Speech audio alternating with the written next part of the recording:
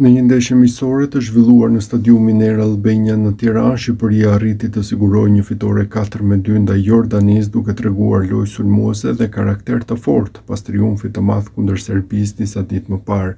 Kjo ndeshje shërbeu si përgatitje ndaj një ekipi që e ka siguruar pjesëmarrje në Kupën e Botës 2026 dhe dha shumë sinjale pozitive për Silvinjon dhe tifozët.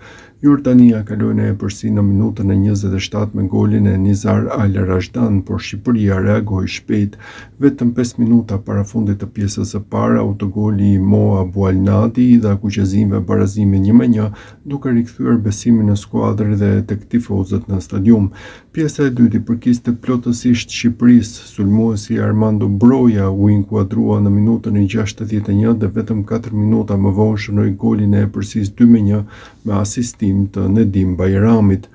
Në minutën e 75 Arber Hoxha realizoi një super gol, duke çuar rezultatin në 3-1 dhe duke treguar aftësitë e tij teknike me një goditje mbi 20 metra. 4 minuta më vonë Nedim Bajrami vulosi fitoren e kuqezimve me golin e 4, gjithashtu me asist të Brojës. Në minutat e fundit Al Oilvan realizoi për Jordanin, duke vendosur rezultatin përfundimtar 4-2 në favor të Shqipërisë. Kjo fitore tregon forcën e ekipit shqiptar dhe aftësinë për të reaguar ndaj goleve të pusuar.